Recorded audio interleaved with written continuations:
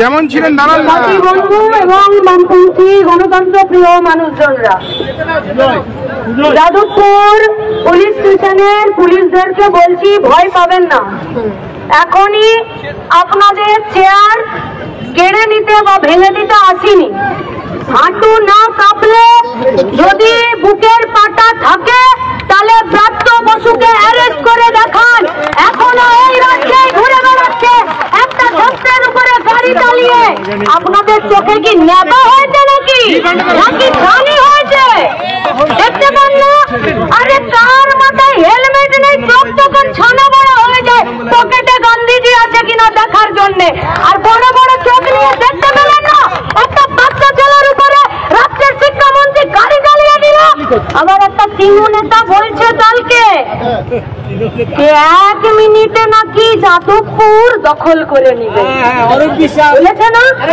আরে ওটা একটা ইউনিভার্সিটি, নাম যাদবপুর, ওটা কলা বাগান নয় যে বাঁদরেরা দখল করে নেবে। গণতান্ত্রিকতা, মানবিকতা, নমনীয়তা এবং সরকারের দায়িত্বশীলতা প্রমাণ করে আন্দোলনের মাধ্যম পর্যায়ে কি হবে। দীর্ঘদিন ধরে পশ্চিমবঙ্গের কলেজ ক্যাম্পাসে, ইউনিভার্সিটিতে, স্কুল পরিচালন সমিতিতে নির্বাচন নেই। কেন নেই কেউ জানে না, অজ্ঞাত কারণ, किसी को नहीं पता। किसका मर्जी से यहाँ पर इलेक्शन नहीं होता है? किसका मर्जी से इंटरिम उपाचार्यरा आज के यूनिवर्सिटी को लौटते बसे आछे? किसी को पता नहीं। क्यों? जीबी मेंबर में कौन सा दल का कौन सा मंत्री वहाँ पर कुर्सी में अपना पैर हिलाता है, किसी को पता नहीं। वो जवाब দিতে হবে না রাজ্যের শিক্ষামন্ত্রীকে, নাকি তিনি শুধু বলেই খালাস যে বেশ করেছি নিজের দলের ছেলেপুলেদেরকে চাকরি দিয়েছি? মাগনা নাকি বানের জন্য এসেছে চাকরিগুলো? দিন না তৃণমূলের দলের ছেলেপুলেদেরকে চাকরি কেউ মানা করেছে কি? কিন্তু তার আগে তো দুটো শব্দ বাঁচাতে হবে যে বেশ করেছি নিজের দলের ছেলেপুলেদেরকে চাকরি দিয়েছি, যোগ্যতার নিরিখে চাকরি দিয়েছি। প্যান্টের পিছনটা হলুদ হয়ে যাচ্ছে, যোগ্যতার নিরিখে শব্দটা বলতে পারছে না এ রাজ্যের সরকার। ঠিক আছে, নির্বাচন করবেন। ছাত্ররা দাবি জানাতেই পারে যে নির্বাচন চাই, ছাত্ররা দাবি জানাতেই পারে কলেজ ক্যাম্পাসে গণতন্ত্র চাই, ছাত্ররা বলতেই পারে যে আমাদের পঠন পাঠনের ব্যবস্থা চালু উন্নতিকরণ ঘটাতে হবে, ছাত্ররা বলতেই পারে যে পশ্চিমবঙ্গে ভারতবর্ষে যে লেখাপড়ার খরচ বাড়ছে সেই খরচ কমানোর জন্য কলেজ ক্যাম্পাসগুলোতে নির্বাচন, আর সেখানে ছাত্রদের প্রতিনিধি তারা সেখানে কথা বলবে। এখানে অন্যায় কোথায়? কোথায় অন্যায় এখানে? কেন এই কথা রাজ্যের শিক্ষামন্ত্রী শুনতে চাইলেন না? যদি সরকার মানবিক হতো, সরকার দায়িত্বশীল হতো, সরকার নমনীয় হতো এবং সরকার গণতান্ত্রিক হতো, তাহলে সরকার ছাত্রদেরকে ডেকে কথা শুনতো। 34 বছরে এরকম হয়নি। ছাত্ররা দাবি করেছে আর সরকার কথা শুনিনি, বসে আলোচনা করেনি। চাকরি চাইতে গেলে মজদুর আর নির্বাচন চাইতে গেলে ইন্দ্রনুজ, এটা পশ্চিমবঙ্গের ভবিতব্য হতে পারে না। তার জন্যই লড়াই, গণতান্ত্রিক লড়াই। নির্বাচন চেয়েছে ছাত্ররা, এর বেশি কিছু চাইনি।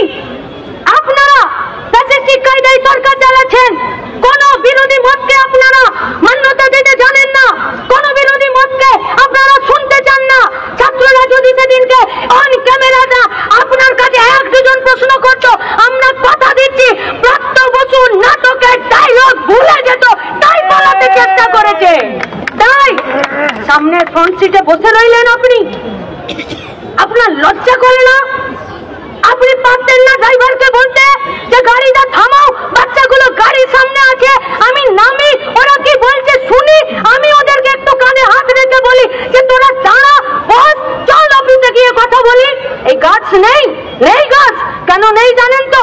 কারণ পার্থ মানিকরা সব জেলের ভেতরে বসে আছে, আর সেখানে বকরা কালীঘাট থেকে শুরু করে দত্ত বসুর পকেটে গেছে, তাই এদের সৎ সাহস নেই। চলে গেলেন এসএসকেএমে ভর্তি হতে, কিন্তু দেখুন কত চালাক, স্যালাইন নিল না, কারণ ভুয়ো স্যালাইন। সেলিম না বলেছেন অপ্রকৃতস্থ অবস্থা, আমরা বলছি যাতে মাতাল তালে ঠিক আছে।